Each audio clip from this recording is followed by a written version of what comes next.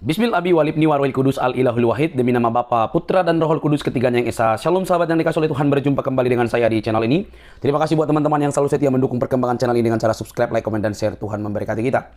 Terima kasih buat teman-teman yang selalu setia mendukung perkembangan channel ini, bahkan yang selalu mendukung apologetik Kristen di dalam mengabarkan kebenaran. Semoga Injil terus diberitakan di tengah-tengah kesulitan, bahkan melalui media yang saat ini sangat canggih. Nama Tuhan terus diberitakan. Mari teman-teman untuk selalu setia membagikan dan juga memberitakan kabar baik, karena itulah tugas orang percaya. Sobat yang dikasih oleh Tuhan, kali ini kita akan melihat diskusi yang lumayan agak panas teman-teman ya. Harus meletakkan perasaan itu supaya tidak mudah baper begitu ya, supaya semakin cerdas ketika kita beragama dan berkeyakinan. Ingat, ini edukasi di dalam ruang diskusi ataupun debat. Jadi kalau yang suka baper sebaiknya skip. Mari teman-teman kita lihat secara seutuh, jangan skip. Semoga kita dicerdaskan. Ini dia videonya.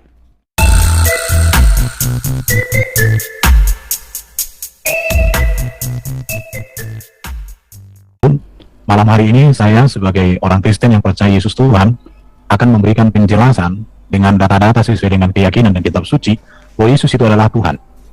Ya, kata Tuhan itu sendiri dalam Alkitab adalah 717 kali. Mengapa banyak orang tidak mengerti tentang ketuhanan Yesus? Karena orang tidak bisa membedakan konsep Kristen tentang beda kata Tuhan dan Allah. Jadi karena topiknya malam hari ini tentang ketuhanan Yesus, maka saya akan jelaskan apa makna kata Tuhan di dalam iman Kristen. Kata Tuhan itu oleh LAI diterjemahkan menjadi beberapa kata, termasuk menjadi Tuhan, menjadi Tuan, menjadi Raja, menjadi Kaisar, dan juga menjadi pemilik, bahkan juga diartikan Bapa diterjemahkan. Mengapa demikian? Karena kata Tuhan ini kan sebuah gelar. Kita akan lihat data-datanya di sini ya. Kita lihat ini, kata Tuhan itu adalah gelar, panggilan dan jabatan. Jadi ada orang mengatakan Tuhan adalah Allah, Allah adalah Tuhan. Tapi dalam orang Kristen, Tuhan dengan Allah dua kata yang berbeda makna. Kata Tuhan digunakan sebagai gelar kepada Allah, kepada Yesus, bahkan kepada orang terhormat, dan juga yang memiliki kedudukan.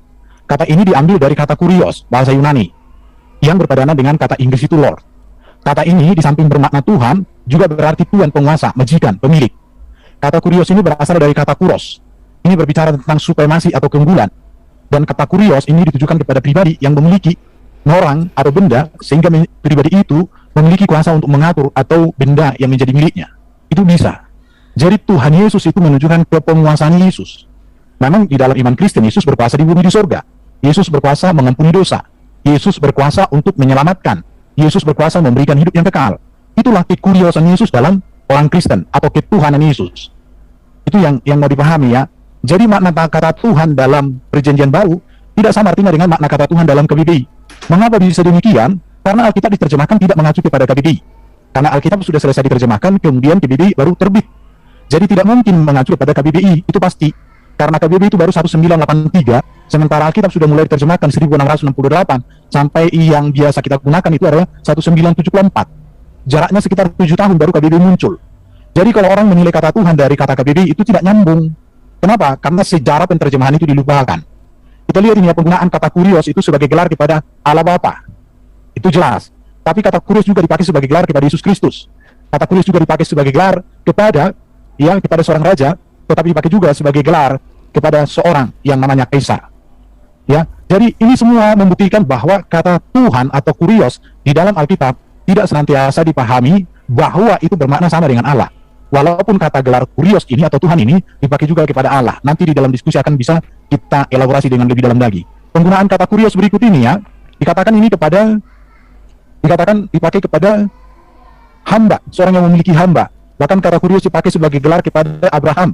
Bahkan kata kurios ini dipakai lagi sebagai gelar kepada pemilik keledai. Bahkan juga dipakai sebagai gelar kepada seorang bapa. Jadi kata kurios yang diartikan, yang digunakan kepada Yesus dalam perjanjian baru itu memiliki latar belakang. Latar belakangnya adalah, ini yang harus dipahami dulu. Kata ini menerjemahkan kata YHWH ya, sebagai nama Allah sendiri dalam Alkitab Ibrani. Orang Yahudi menganggap kata ini suci, sehingga kata ini takut untuk diucapkan. Ya, kemudian sebagai gantinya YHWH itu memakai kata Adonai atau Tuhanku. Pada waktu ketika PL diterjemahkan oleh Yahudi ke dalam bahasa Yunani Septuaginta, maka kata YHWH itu diganti Adonai yang dalam teks Yunani itu Kyrios.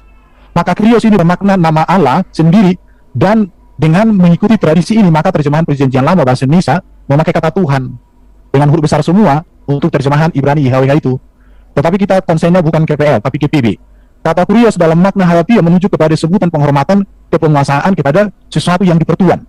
Itu ya. Pada saat Yesus hidup di atas dunia, kata kurios digunakan, orang-orang sejamannya menyapa dia, seyogianya dimengerti sebagai sebutan penghormatan, yaitu Tuhan atau Mister dan seterusnya.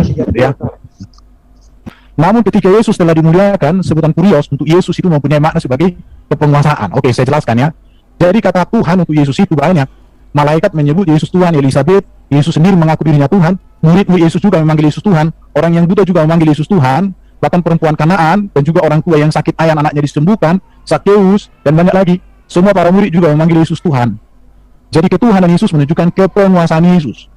Oke, jadi jelas ya, kepenguasaan Yesus itu kepenguasaan yang berkuasa di bumi dan di surga, itu jelas. Jelas sekali. Atas dasar inilah maka Petrus dan para rasul berkata, jadi seluruh kaum Israel harus tahu dengan pasti bahwa Allah telah membuat Yesus yang kamu salibkan menjadi Tuhan dan Kristus. Jadi ketuhanan Yesus itu berasal dari Bapa, kepenguasaan. Kepenguasaannya atas dosa, atas iblis, atas maut, maka dia Tuhan, bukan dalam pengertian Allah. Ya, Roma pasal 10 ayat 9, Filipi pasal 2 ayat 9 sampai 11, itu jelas sekali. Ini berbicara tentang ketuhanan Yesus. Yesus menjadi Tuhan itu bukan keputusan konsili, tetapi itu adalah sebuah kebenaran yang Yesus adalah Tuhan. Semua orang, dan Yesus sendiri mengakui. Ini data-datanya saya tunjukkan semuanya. Allah membuat dia, Yesus adalah Tuhan. Bagi kita hanya satu Allah, satu Tuhan itu Yesus. Allah membangkitkan Kristus, membangkitkan Tuhan, jelas. Satu-satunya penguasa Tuhan. Semuanya ada data-datanya di sini. Oke? Ayat ini menjelaskan Yesus adalah Tuhan. Namun ia Tuhan karena Allah membuat Yesus menjadi Tuhan. Dan Allah yang telah membangkitkan dia karena Allah yang satu itu adalah Bapa. Namun Tuhan yang satu itu adalah Yesus Kristus. Itu jelas sekali. Alkitab menggunakan istilah Allah yang dikenakan kepada Bapa yang Maha Esa, satu-satunya Allah yang benar, sedangkan istilah Tuhan untuk Yesus Kristus yang diangkat Allah. Itu jelas. Jadi sebutan Tuhan untuk Yesus tidak langsung menunjukkan bahwa Yesus itu adalah Bapa. Tidak pula Tuhan di sini berarti Allah, apalagi ilah. Tetapi ini berbicara tentang kepenguasaan. Karena Allah Bapa lah yang membangkitkan Tuhan Yesus. Lagi pula ia membuat Yesus menjadi Tuhan dan Juru Selamat. Bapa itu sendiri. Bahwa makna gelar Tuhan itu Yesus tidak berarti Bapa, Allah ataupun ilah, tetapi menunjukkan tentang kepenguasaannya. Oke, jadi orang yang menolak Yesus sebagai Tuhan, maka tidak ada keselamatan baginya. Itu jelas di dalam iman Kristen. Karena siapa yang mengaku dengan mulut, percaya dengan hati, Yesus adalah Tuhan yang dibangkitkan oleh Bapa di surga, dia keselamatan terjadi atas hidupnya. Itu jelas sekali. Ini data-data iman Kristen. Oke, sampai di sini dulu presentasi saya. Gua ambil alih. Tadi gua hitung itu Erben 9 menit ya habisnya. Gurunda silakan opening statement 9 menit juga. Baik, bismillahirrahmanirrahim. Assalamualaikum warahmatullahi wabarakatuh. Terima kasih atas paparan dari saudara kita dari pihak Kristen ya, bahwa kemudian Yesus itu adalah Tuhan menurut paparan tadi. Sangat disayangkan kemudian Tuhan yang dimaksud dalam bahasa Indonesia yang kita imani saat sekarang, yang kita pahami sekarang ini, Tuhan itu artinya adalah pencipta langit dan bumi. Kalau kemudian Tuhan dalam perspektif yang digambarkan oleh saudara kita yang tadi, berarti nggak ada masalah sejauh Yesus itu dianggap hanya sebagai utusan Tuhan. Tapi kalau dianggap sebagai Tuhan, sebagaimana yang kita lihat faktanya di gereja-gereja, Yesus didudukkan sebagai sembahan, situlah kekeliruan yang terjadi. Bilangan 23 nomor 19, Tuhan bukanlah manusia atau anak manusia. Jadi apapun konsep Tuhan yang kemudian diuraikan tadi, dia bukan anak manusia dan bukan manusia. Sementara Yesus adalah manusia dan dilahirkan oleh manusia. Berarti Tuhan di sini, dalam arti kata pencipta langit dan bumi, Yesus tidak memiliki ruang di sana. Lalu kemudian, di dalam pengabaran yang dijelaskan di dalam kitabnya teman Kristen, ketika berbicara mengenai konsep Yesus ini adalah Tuhan ataupun bukan. Bahkan di dalam Lukas 19:18, nomor 19, ya, Yesus sendiri menyangkal bahwa dia adalah Tuhan. Yesus berbicara kepada seorang pria yang memanggilnya baik, lalu bertanya kepadanya, mengapa kau menyebut saya baik? Tidak ada yang baik kecuali Tuhan sejati, Tuhan saja maksudnya. Artinya kalau kita melihat daripada apa yang diurai oleh saudara Erben, ya, bahwa Yesus itu adalah Tuhan, maka kami sah-sah saja memanggil Yesus itu Tuhan. Tapi sangat disayangkan, hal ini tidak boleh dibiarkan. Dalam arti kata, memaparkan Tuhan dalam arti kata utusan itu nggak bisa dibiarkan, karena Tuhan menurut rasa bahasa Indonesia adalah pencipta langit dan bumi. Nah, nanti kalau kita mengatakan, oh iya, ternyata apa Yesus dipanggil Tuhan dalam arti kata ternyata utusan, tapi pada prinsipnya itu hanya dipakai untuk membungkus diri. Di dalamnya adalah penyembahan terhadap Yesus yang justru dianggap sebagai pencipta langit dan bumi yang nusul menjadi manusia. Nah, Yesus sendiri tidak pernah mengajarkan dirinya adalah Tuhan. Di dalam Bible, kitabnya teman Kristen, jelas di dalam Yohanes 14 nomor 28, di situ diterangkan bahwa Bapakku lebih besar daripada aku. Berarti Yesus bukan Tuhan. Mau dia Tuhan, itu baru benar. Atau dia adalah kurios, itu juga baru benar. Tapi kalau Tuhan, sekali lagi, kalau Tuhan, dalam arti kata pencipta dan bumi, karena orang Indonesia, siapapun dia ketika berbicara Tuhan, maka yang ada dalam pikirannya adalah pencipta dan bumi. Yesus tidak ada di sini. Bapakku lebih besar daripada aku. Yesus bukan Tuhan. Yohanes 10 nomor 29, Bapakku lebih besar dari semuanya. Nah, Yesus tidak bisa menjadi Tuhan jika Tuhan lebih besar dari dia. Jadi kalau hari ini dikatakan, oh enggak apa-apa, Yesus itu disebut Tuhan karena dia itu hanya sebagai utusan, dia yang dibangkitkan, dia yang diberi kuasa. Tunggu dulu. Karena Yesus itu diberi kuasa, ada sebabnya. Yesus diberi kuasa karena kenapa? Karena dia adalah anak manusia. Yohanes 5 nomor 27. Dan ia memberi kuasa kepada Yesus untuk menghakimi, karena Yesus adalah anak manusia. Kalau dia Tuhan, maka dia tidak perlu diberi kuasa, karena dia yang maha kuasa. Karena dia anak manusia, maka dia diberi kuasa untuk menghakimi. Itu poin. Ya, jadi kita tidak bisa kemudian mengatakan, khususnya umat Islam ya, oh Yesus ternyata boleh disebut Tuhan. Nggak boleh. Apapun alasan yang membungkus itu nggak bisa. Karena kita di Indonesia. Jangan kemudian karena Tuhan itu artinya begini, bengono, maka Yesus yang adalah manusia boleh disebut Tuhan. Bagi umat Islam final, nggak boleh nyebut Yesus itu sebagai Tuhan. Karena dia adalah hamba Tuhan. Nah, kemudian, Yohanes 16 nomor 23, di situ diterangkan begini, pada hari itu kamu tidak akan menanyakan apa-apa kepadaku. Aku berkata kepadamu, sesungguhnya segala sesuatu yang kamu minta kepada Bapa akan diberikannya kepadamu dalam namaku. Artinya, tempat meminta itu kepada Bapa. Yesus hanya perantara. Maka dia di dalam ajaran agama Islam disebut sebagai Muslim. Disebut sebagai Rasul. Dia adalah seorang Muslim yang senantiasa berserah diri kepada Allah. Di dalam Yohanes 4 nomor 23, tetapi saatnya akan datang dan sudah tiba sekarang bahwa penyembah-penyembah benar akan menyembah Bapa dalam roh dan kebenaran. Jadi Yesus tidak menerangkan akan menyembah Yesus dalam roh dan kebenaran. Meski nanti saya yakin sekali saudara Erben akan kembali mengulas apa itu menyembah dan seterusnya. Untuk menyembunyikan identitas iman mereka yang mendudukkan Yesus itu sesungguhnya adalah Bapa yang nusul jadi manusia, kemudian yang dikatakan menyembah itu adalah menghormat. Justru itulah yang kemudian ingin disajikan oleh saudara Erben. Menyembah kepada Yesus, definisinya adalah seperti ini. Yesus itu adalah Tuhan, definisinya adalah seperti ini. Pada sesungguhnya yang dia mau suguhkan adalah Yesus adalah Bapa yang nusul menjadi manusia. Lalu kemudian, kalau Yesus itu adalah Tuhan, maka Yesus ini menyembah dirinya sendiri. Ya.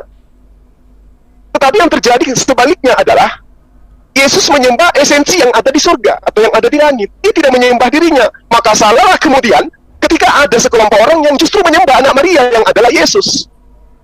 Karena Yesus tidak menyembah dirinya. Sementara Yesus menerangkan, jika engkau mengasihi aku, engkau akan melakukan pekerjaan yang aku lakukan. Engkau akan mentaati, mendengarkan, mengikuti perintah-perintahku. Yesus tidak pernah menyembah kepada dirinya. Yang ada, Yesus menyembah kepada esensi luar yang ada dari dirinya, yaitu Sang Bapa yang ada di surga. Yohanes 17 nomor 3 itu jelas dikatakan seperti itu. Lukas 6 nomor 12, Matius 20 nomor 28. Agar mereka mengenal kamu satu-satunya Tuhan yang benar dan mengenal Yesus Kristus yang telah engkau utus. Yesus kedudukannya adalah utusan, harus dikenal seperti sebagaimana utusan. Kalau kemudian ada embel-embel Tuhan, tunggu dulu. Ya. Lalu kemudian di dalam Lukas 6 nomor 12, dia melanjutkan sepanjang malam dalam doa kepada Tuhan. Nah tuh. Jadi kalau Yesus disebut Tuhan, ternyata Yesus juga berdoa kepada Tuhan.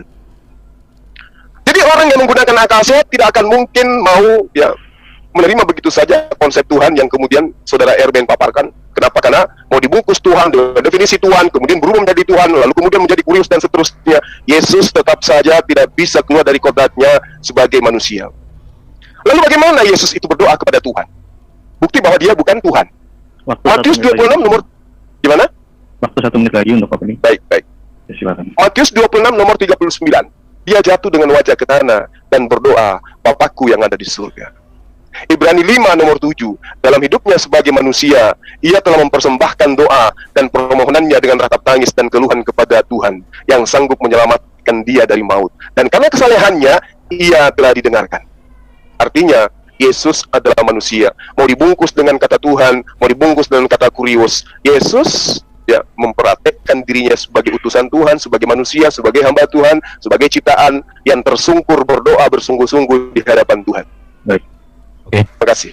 Baik, Pak selesai. Baik, sebelum lanjut, setelah ini nanti pertanyaan pertama dari penanya, dari paparan yang tadi Pak Zuma sampaikan, diambil, karena cukup banyak poinnya saya catat, jadi diambil dari situ pertanyaan-pertanyaan apa saja, sesuai dengan apa yang tadi sudah digariskan dalam opening speech ya.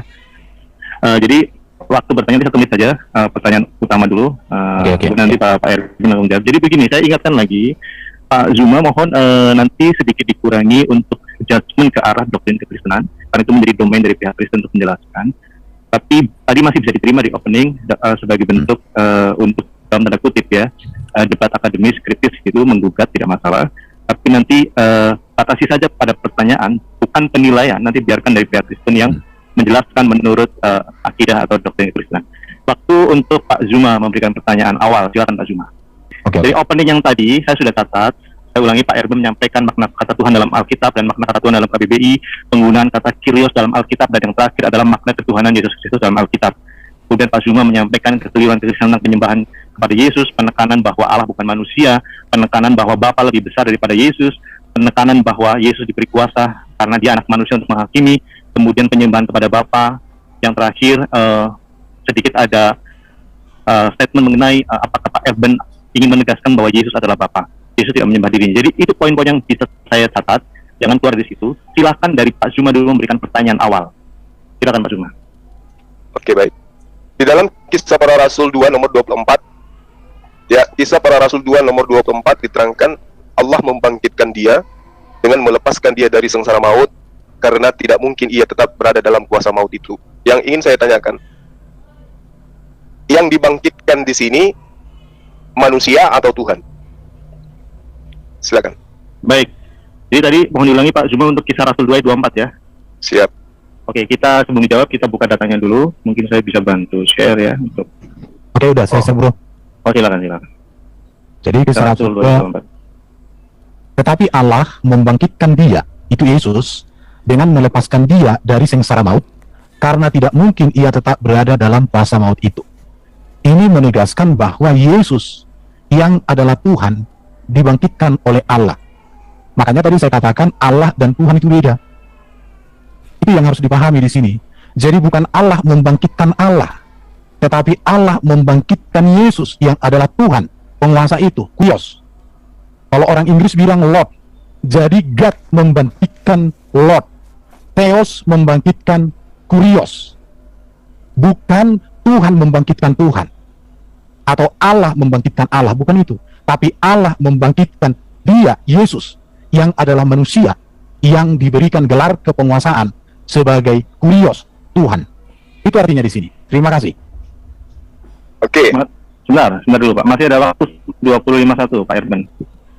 Ya, saya pikir sudah sangat jelas. Dan ini menegaskan bahwa Yesus bangkit yang menyatakan bahwa maut sudah dikalahkan. Yesus bangkit menyatakan bahwa iblis sudah dikalahkan. Yesus bangkit menyatakan bahwa hidup kekal ada di dalam dia. Itu yang ditegaskan. Karena kepada Yesus Allah sudah limpahkan kuasa. Maka Yesus mengatakan, aku berkuasa untuk memberikan hidup yang kekal. Dan itu kuasa yang dari Allah. Maka ini berkaitan dengan Matius 28 ayat 18. Yesus katakan, kepada aku telah diberikan. Siapa yang memberi? Ya Bapa di sorga yang memberikan kuasa itu kepadanya. Oke, cukup. Baik, silakan Pak Zuma mau melanjutkan dengan pertanyaan lagi atau masih ingin mengelaborasi, tetapi mohon jangan ada framing, tetapi fokus kepada pertanyaan Anda sendiri di jawaban Pak Erben. Kemudian saya harap kekritisan itu dijaga supaya tidak ada framing dan tendensi untuk menyerang keyakinan orang lain. Silakan Pak Zuma. Baik. Oke, terima kasih Bang Erben. Berarti yang dibangkitkan di sini adalah Yesus, yang melepaskan Yesus dari sengat maut adalah Bapa. Lalu kemudian, ya, berarti yang dibangkitkan di sini statusnya lebih rendah daripada yang membangkitkan. Nah, yang saya ingin tanya, yang dibangkitkan ini sisi ketuhanan atau sisi kemanusiaan? Baik, silakan Pak Erben, alokasi waktu Anda 5 menit untuk menjawab. Yang dibangkitkan itu sisi ketuhanan atau keilahiannya? Atau kemanusiaannya atau ketuhanannya, keilahiannya? Silakan. kemanusiaan Yesus tidak bisa dipisahkan dari ketuhanan, kepenguasaannya. Karena kalau kemanusiaan Yesus tidak ada, maka tidak ada ketuhanannya. Sama seperti presiden, dirinya dengan kepresidenan nggak bisa dipisahkan. Di situ. Jadi yang dibangkitkan itu Yesus yang adalah Tuhan, yang menunjukkan kepenguasaannya, kemesiasannya. Jadi Yesus itu yang dibangkitkan. Ketuhanan Yesus dengan dagingannya, ketubuhannya nggak bisa dipisahkan. Sama seperti Bro Juma, kamu sebagai bapak dengan tubuhmu itu nggak bisa dipisahkan. Kalau gelarmu sebagai bapak dengan tubuhmu dipisahkan, itu beda cerita. Ah, seperti itu. Ya, Anda mengatakan yang dibangkitkan itu adalah ketuhanannya dan juga kemanusiaannya. Apa yang Anda maksud dengan Tuhan ketika ternyata dia adalah manusia dan dua-duanya dibangkitkan? Untuk apa titel Tuhan kepada Yesus kalau ternyata sisi Tuhannya juga dibangkitkan? Kalau Anda mengatakan bahwa Tuhan itu adalah kekuasaan, kekuasaan apa atau buktinya dia dibangkitkan? Kuasa apa yang Anda maksud dengan konsep Tuhan pada diri Yesus? Sementara sisi Tuhannya dibangkitkan juga, manusianya dibangkitkan juga. Lalu Tuhan yang Anda tempelkan ke Yesus itu apaan itu? Coba saudara saya jelaskan lebih logikanya itu kena terhadap akal gitu. Ya, silakan Pak Irfan. Silakan. Oke. Kepenguasaan Yesus itu adalah bahwa dia itu berkuasa untuk mengampuni dosa, berkuasa mengalahkan iblis, berkuasa mengalahkan maut, dan dia diberikan kuasa menjadi hakim yang adil. Itulah kepenguasaan ketuhanan Yesus. Itu gelar di situ. Dan bukan saya yang menempelkan itu, tetapi memang Bapa di surga yang memberikan otoritas itu kepadanya. Matius 28 ya, saya bacakan ini. Matius 28. Kita lihat dengan data ini. Matius 28 ini ya, supaya kita ada data di sini. Matius 28. Ini ayat yang sangat luar biasa dan saya cinta ayat ini. Dikatakan begini sama Yesus ya. Kepadaku telah diberikan oleh Bapa di surga segala kuasa di surga dan di bumi. Jadi orang Kristen melihat Yesus itu kepenguasaannya itu terlihat kok dalam kedatangan yang pertama. Apa itu? Yesus menghidupkan orang mati. Yesus menyembuhkan berbagai penyakit. Yesus meneduhkan badai. Pertanyaannya adalah, adakah manusia yang Allah berikan otoritas sebegitu luar biasa selain kepada Yesus? Tidak ada. Hanya Yesus yang Allah berikan kuasa untuk mengampuni dosa. Hanya Yesus yang Allah berikan kuasa menang atas maut, atas iblis, dan menjaminkan hidup yang kekal. Apakah kuasa seperti ini perlu dilakukan lagi? Ini lebih dari cukup untuk memastikan Yesus adalah Tuhan, penguasa, tetapi bukan dia Bapa itu sendiri. Saya pikir bisa. Terima kasih. Silakan Pak Suma. Ingin beralih ke pertanyaan lain atau masih menyambung dari yang tadi? Masih nyambung. Silakan. Jadi seindah apapun uraian kata demi kata yang Anda susun, tetap saja Yesus itu diberi. Artinya tidak layak duduk sebagai Tuhan karena dia adalah oknum yang diberi. Di dalam Yohanes 4 nomor 34, Yesus memang harus melakukan kehendak Tuhannya karena Yesus mengatakan, itulah makananku, adalah melakukan kehendak dia yang mengutus aku dan menyelesaikan pekerjaannya. Siapapun yang diutus oleh Tuhan akan berlaku sesuai dengan apa yang Tuhan inginkan kepada dia. Membangkitkan orang mati, ya. Karena itu memang adalah posisi dia sebagai utusan Tuhan. Tetapi tidak kemudian merubah posisi dia menjadi Tuhan itu sendiri. Ya. Jadi kalau sahabat saya mengatakan, Yesus dibangkitkan, diberi kuasa di bumi, dan seterusnya, kuasa apa yang diberikan? Tidak ada yang di antara kekuasaan itu yang diberi itu yang merubah posisi dia yang tadinya manusia berubah menjadi Tuhan. Tetap aja manusia. Kekuasaan apapun, bahkan kalau saya boleh mengatakan, apapun yang ditunjukkan Yesus ketika dia datang kepada Bani Israel semata-mata, ya, tidak lain dan tidak bukan hanya untuk menunjukkan kepada Bani Israel bahwa dia adalah utusan Tuhan, bukan Tuhan itu sendiri. Nanti di Anda baru Yesus berubah menjadi Tuhan. Nah, benar. Pertanyaan saya, ya silakan langsung ke pertanyaan Pak Suma. Jadi dikurangi porsi kesimpulan karena nanti itu bisa menjadikan tidak produktif karena Pak Erwin akan mengulangi lagi karena saya catat tadi yang Anda sampaikan. Jadi fokus kepada pengembangan pertanyaan, minimalisir untuk menyimpulkan sesuatu karena nanti bisa dianggap sama framing atau logical. Oke. Tolong yang baru masuk di mute ya. Ya baik, silakan Pak Suma, fokus ke pertanyaan. Silakan. Terima kasih. Pertanyaan saya, berarti yang dibangkitkan ini adalah manusia, bukan Tuhan. Apakah Anda setuju? Silakan Pak Erwin. Penekanannya kepada sebentar Pak. Jadi gini, moderator mencatat masih ada ketidaksinambungan antara informasi yang diberikan kepada Pak Zuma. Makanya tadi saya mengingatkan agar jangan kembali mengulang tiang jawaban sudah diberikan Pak Erben. Tapi tolong ditegaskan lagi Pak Erben karena tadi sepertinya masih ada, saya catat perbedaan arti Tuhan dengan di dalam Alkitab ini sepertinya ada belum sampai atau seperti apa. Jadi ditekankan lagi supaya kita bisa beralih ke pertanyaan yang kontekstualnya lebih dalam lagi. Paham Oke, ya, begini Bang, supaya tidak mengulang, saya sudah ngerti. Coba Saudara Erben, yang mana statusnya lebih tinggi, Yesus yang Anda sebut Tuhan, atau Bapa yang ada di surga yang membangkitkan Yesus? Oke. Ya, baik. Ini sangat baik Pak Erben, mohon ditangkap supaya netizen juga bisa beralih ke lebih dalam lagi gitu ya. Jadi pembedaan ini tolong ditekankan terkait antara Yesus dengan Bapa. Karena ini poin yang sangat penting yang moderator catat, silakan. Oke, satu hal yang sangat luar biasa ya. Sekarang saya akan jelaskan. Oke, jadi Allah kami itu Esa, dia memiliki firman dan roh di dalam dirinya. Firmannya kekal, rohnya kekal. Firmannya menjadi manusia. Ini tujuan saya bukan membahas tentang Allah ya, tapi tentang Yesus. Saya ingin menunjukkan tentang ketuhanan Yesus. Ya, jadi Yesus itu adalah firman yang menjadi manusia. Allah mengutus firmannya jadi manusia, namanya Yesus Kristus. Allah mengutus firman manusia merupakan ketetapan Allah untuk menggenapi, menyempurnakan seluruh karya Allah. Di dalam Yesus firman menjadi manusia, ditetapkan Allah, diberikan Allah kuasa, kemuliaan, kasih karunia, dan kebenaran. Di situ. Jadi ini yang harus dipahami. Saya cepatkan di sini. Ini jadi sebab segala firman, jadi Yesus itu firman Allah menjadi manusia untuk menyampaikan firman. Jelas ini data-datanya bahwa Yesus itu melakukan seluruh kehendak Allah dengan sempurna, Bapa di surga. Ya, bahkan Yesus mengatakan di sini jelas sekali, maka nanti Allah melakukan kehendak Dia, mengutus aku dan menyelesaikan pekerjaannya. Aku turun ke dunia untuk melakukan pekerjaannya. Itu jelas. Tapi yang mau saya sampaikan begini, iman Kristen memahami, meyakini bahwa Yesus itu memiliki dua natur. Natur firman itu berasal dari Allah. Natur manusia itu berasal dari rahim Maria. Jadi, kalau berbicara tentang Yesus, dua-duanya ini kami lihat secara bersamaan.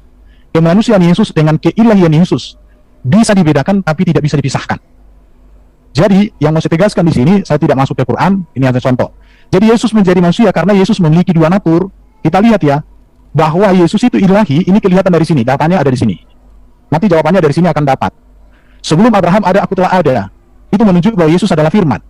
Baru dikatakan, kemuliaan yang kumiliki di hadiratmu sebelum dunia ada. Sebelum dunia ada, Yesus sudah ada. Sebagai apa? Sebagai firman. Baru dikatakan lagi di sini, engkau telah mengasihi aku sebelum dunia dijadikan. Jelas. Ya, aku Alfa dan Omega. Yesus mengatakan itu. Baru kemudian, oleh Dia firman Allah menjadi manusia, Allah menjadikan semesta.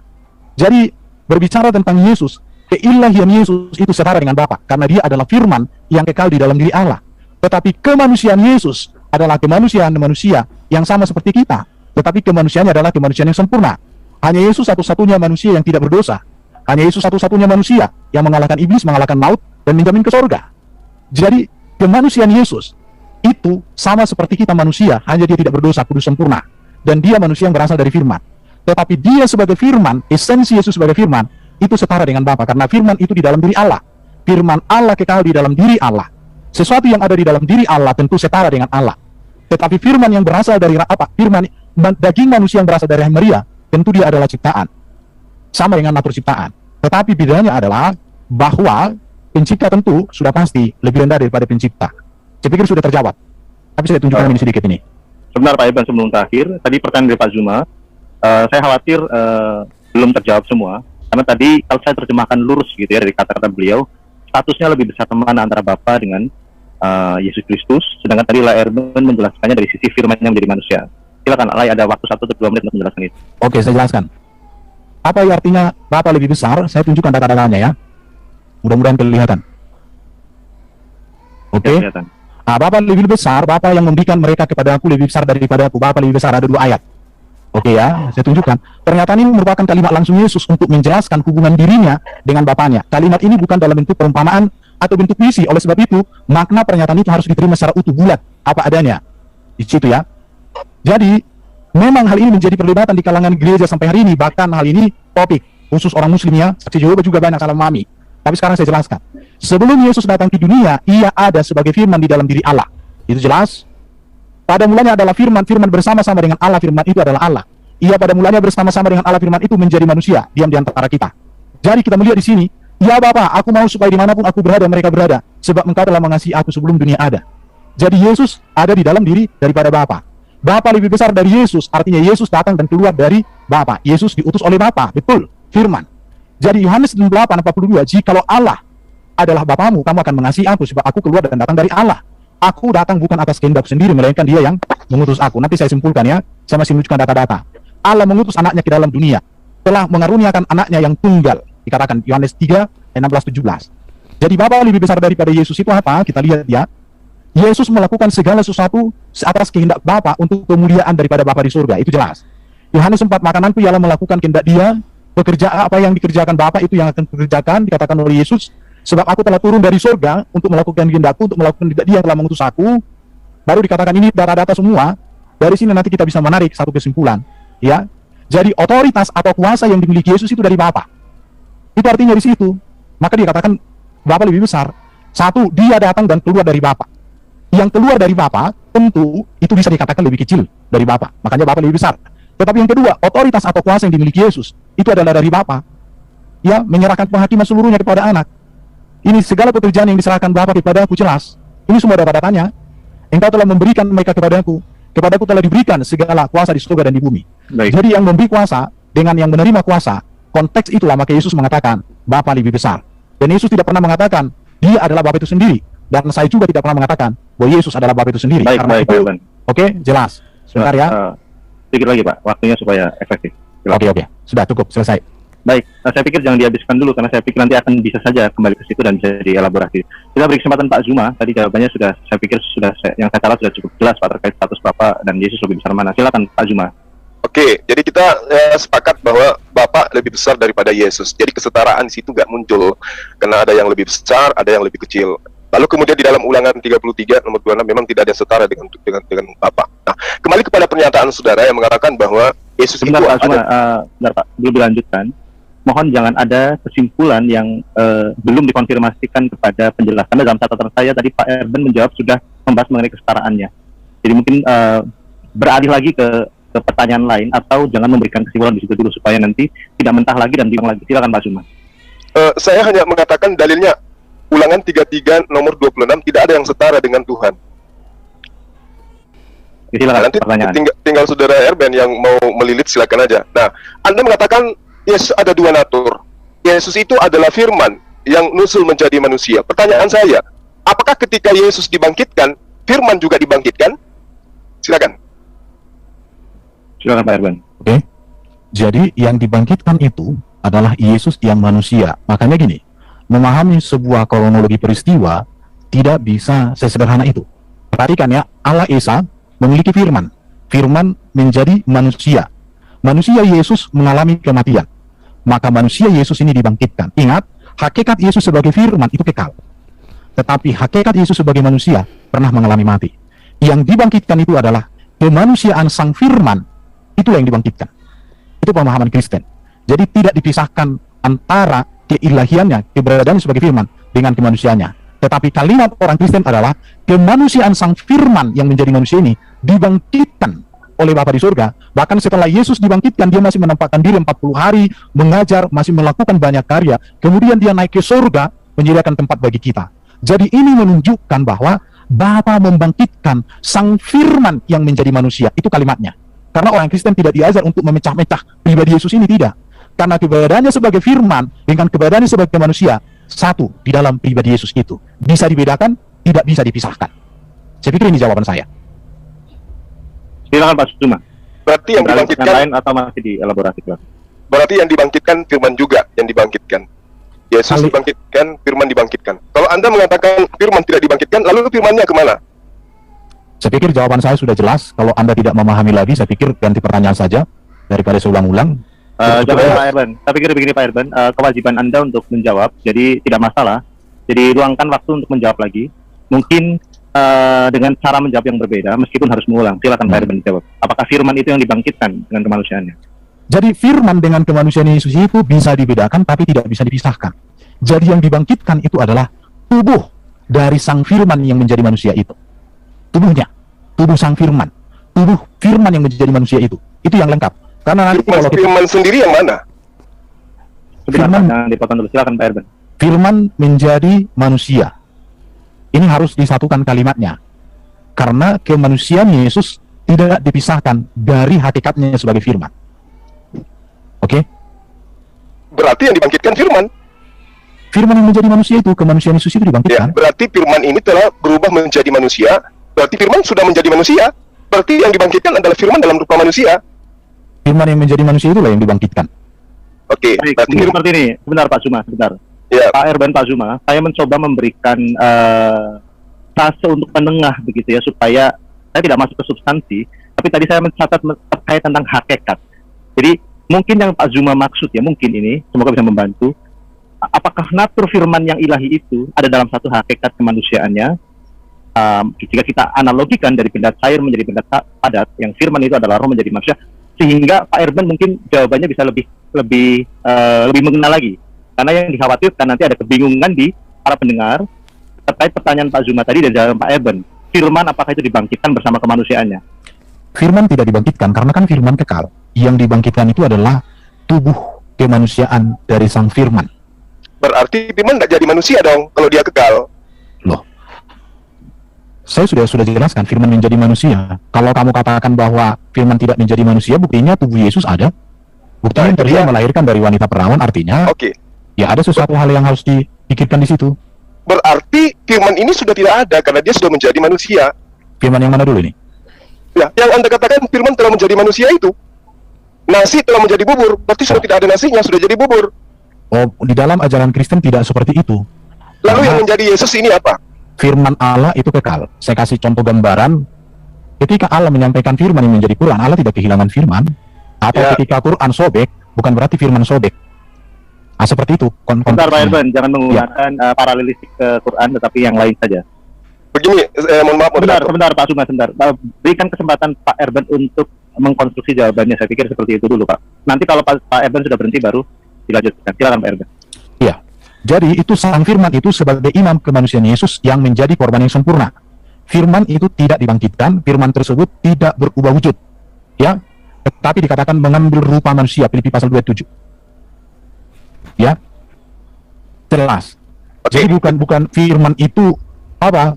Jadi kayak apa? Berubah dari A jadi B, bukan begitu. Tapi firman itu mengambil rupa manusia di dalam diri Yesus. Kalau ibaratnya dikaitkan di konteks PL, ada namanya teofani. Teofani itu adalah penyataan diri dari sang firman yang hadir dalam rupa manusia. Jadi di dalam PB, di dalam Ibrani pasal 1, firman itu mengambil rupa wujud manusia, namanya Yesus. Gitu ya. Jadi firman tidak pernah hilang dan tidak pernah berubah. Tapi firman itu kekal. Tetapi firman yang mengambil rupa manusia itu, itulah yang mengalami kematian, rupa manusianya, dan inilah yang dibangkitkan oleh Allah, oleh Bapa itu. Saya belum paham, Saudara Erben. Anda mengatakan firman tidak berubah, tapi Ya. data di kitab Anda mengatakan firman itu telah menjadi manusia. Iya. Firman Maksudnya menjadi yang berubah manusia, menjadi memang- manusia ini firman atau memang betul-betul manusia? Filipi pasal 2 ayat 7 dikatakan firman itu mengambil rupa manusia. Ya. Mengambil rupa manusia berarti Yesus ini diambil rupanya gitu. Lalu diapakan? Dijadikan menjadi firman atau dijadikan menjadi manusia, atau memang manusia Yesus ini manusia yang dibangkitkan manusia, dan datanya firman telah menjadi manusia. Wujud firman itu sendiri seperti apa menurut Saudara Erben? Firman itu kan kalau bahasa Yunaninya kan itu logos, tapi kan kita tidak berbicara ke sana, kita berbicara konteksnya kan ketuhanan Yesus sebenarnya. Jadi Sebentar Pak Erben, sebentar Ya. Pak Erben. Saya pikir sangat berkorelasi. Jadi oh ya, oke. disampaikan saja, tetapi Oke. nanti moderator mencoba untuk memberikan waktu supaya beralih ke pertanyaan lain. Jadi tadi dari Pak Zuma, poinnya saya pikir sangat bagus. Antara keilahian yang Anda sebutkan tadi sebagai adalah firman, apakah ada perubahan dari hakikatnya? Dan tadi Pak Zuma sempat mengatakan apa sebenarnya hakikat firman itu? Roh atau manusia itu? Silakan Pak Erben. Oke, jadi gini bro ya, apa itu firman? Firman itu kan logos, ilmu, pikiran, hikmat, pengetahuan Allah yang maha kuasa kekal. Dan itu ada di dalam diri Allah, Yohanes pasal 1. Jadi firman menjadi manusia ini personalisasi konkret dari yang abstrak, menjadi realita konkret. Jadi firman yang tak bisa dilihat oleh mata, mengambil rupa manusia, sehingga bisa kita lihat, bisa kita teladani, bisa kita rasakan. Dan ini yang disebut dengan pewahyuan atau penyingkapan. Allah mewahyukan dirinya melalui firman-Nya yang hadir di dunia ini menjadi manusia. Maka bagi orang Kristen, Yesus itu dia adalah firman yang menyatakan diri sebagai manusia, mengajarkan firman, meneladankan firman, dan menggenapi seluruh firman Allah di dalam kitab Perjanjian Lama. Jadi di sini kita melihat yang transenden itu menjadi dapat dilihat dalam imanensinya. Oke? Jadi ini dari yang transenden yang tak kelihatan, maka bisa terlihat dan ini bisa diimani. Apa bahasannya ini ya? Iman ini artinya hadir di tengah-tengah manusia, hadir di tengah-tengah ciptaan.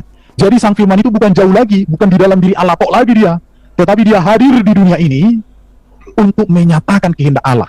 Maka dikatakan oleh Bapa di surga kan, dikatakan begini, inilah anak yang kukasihi, kepadanya lah aku berkenan.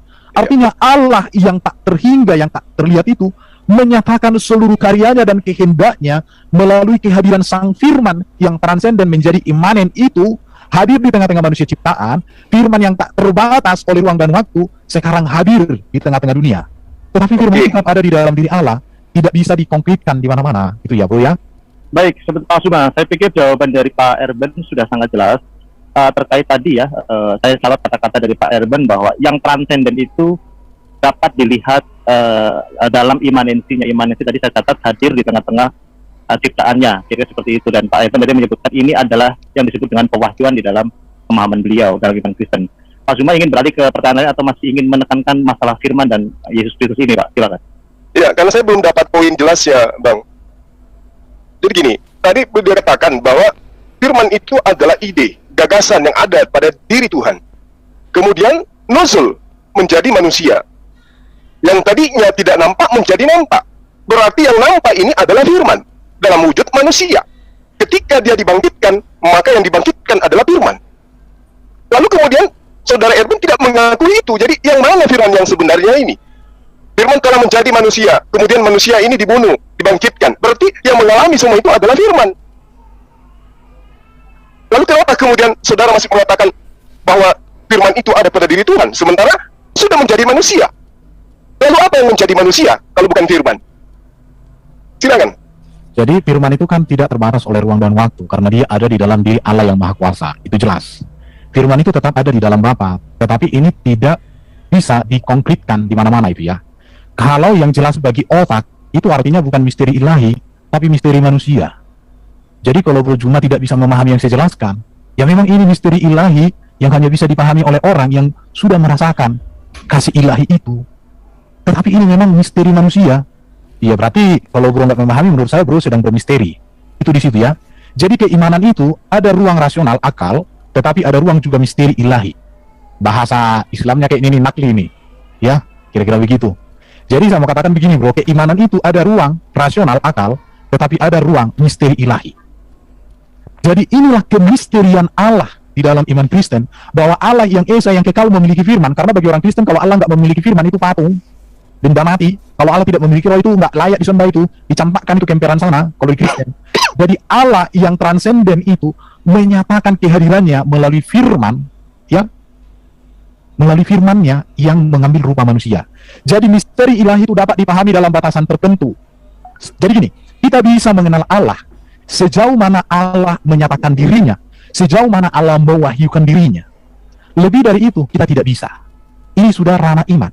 Tetapi kekristenan memahami bahwa Yesus itu adalah firman yang dinyatakan hadir mengambil rupa manusia, yang transenden menjadi imanen, yang tak kelihatan menjadi terlihat di dalam diri Yesus untuk mengajarkan, meneladani, memberikan hidup yang kekal. Jadi ini berbicara tentang Allah menyingkapkan dirinya. Sejauh itulah Allah menyingkapkan dirinya di dalam Alkitab. Dan hanya di dalam ajaran Kristen, di dalam ajaran Alkitab lah Allah sendiri menyingkapkan dirinya. Tidak lagi dia berbicara melalui malaikat, tidak lagi dia berbicara melalui para nabi, tidak lagi dia berbicara melalui ini dan itu, tetapi dia berbicara secara langsung melalui sang firman-Nya yang mengambil rupa manusia. Ya, saya kasih contoh Bro ya, di dalam klien itu kan firman jadi buku bisa Bro. Dalam iman Kristen firman menjadi manusia. Kalau firman jadi buku, apakah Allah jadi kehilangan firman? Kan tidak juga Bro. Allah kan memiliki firman. Apakah ketika firman Allah diturunkan, dicatat dalam Quran, Allah jadi kehilangan firman? Kan enggak juga. Baik Pak Erben, saya pikir hindari paralelistik ke arah Quran, saya pikir jangan. Tapi terima kasih atas poinnya, sudah cukup jelas. Silakan Pak Zuma. Tadi Pak Erben sudah menjelaskan bahwa inilah keimanan, ada ruang rasionalitas dan ruang misteri ilahi yang dalam bahasa Kristen disebut pewahyuan, tadi pengungkapan diri, pengungkapan Allah gitu ya dalam batasan tertentu. Firman menjadi manusia. Silakan Pak Zuma, mau masih berkutat di masalah firman menjadi manusia atau kembali ke yang tadi masalah ketuhanan Yesus? Silakan Pak Zuma. Ya, jadi Jadi di dalam Yeremia 10 nomor 7 diterangkan, seorang pun tiada yang sama sebagaimu, yang tidak ada yang sebagaimu. Kemudian Yesaya 46 nomor 9, aku ini Allah, tiada Allah yang lain atau sesuatu yang setara dengan aku. Nah, tadi saudara menerangkan tentang Yesus adalah firman yang mengambil rupa manusia. Tapi ujung-ujungnya ketika ditanya tentang firman, Anda mengatakan firman tidak dibangkitkan, tapi ternyata firmannya sudah menjadi manusia dan firman itu adalah Yesus. Ternyata ketika Anda mengatakan Tuhan tidak lagi datang memperkenalkan dirinya melalui malaikat, melalui ini, melalui itu, tetapi memperkenalkan diri langsung menjadi manusia. Nah, ketika dia menjadi manusia, dialah Tuhan Anda itu sendiri yang tidak dapat berbuat apa-apa dari dirinya sendiri. Jadi kalau Anda mengatakan ada dimensi di mana manusia tidak akan mampu menalar tentang Tuhan, justru Anda yang menyiksa diri dengan konsep itu. Kenapa? Yesus mengajarkan dirinya manusia, dia tidak bisa berbuat apa-apa dari dirinya sendiri, dan dia adalah penerima firman dan penyampai firman. Nah, sehingga saya hanya ingin bertanya kepada Anda, kalau Yesus itu adalah firman, lalu kemudian Anda katakan mengambil rupa manusia, ketika Gabriel datang menyampaikan firman kepada Maria, ibunya Yesus, sebelum Yesus dihamilkan, dilahirkan menjadi manusia, pertanyaan saya, firman diantar oleh Gabriel, Tuhan mau agar engkau hamil. Apakah di situ ada Yesus? Silakan. Saya mau cross check dulu, Bro Juma, di mana firman diantar oleh malaikat Jibril? Berikan data dong, jangan framing dong. Saya kira sahabat saya ini sudah menguasai hal firman. Anda mengatakan firman itu adalah ide, betul? Gagasan, kehendak.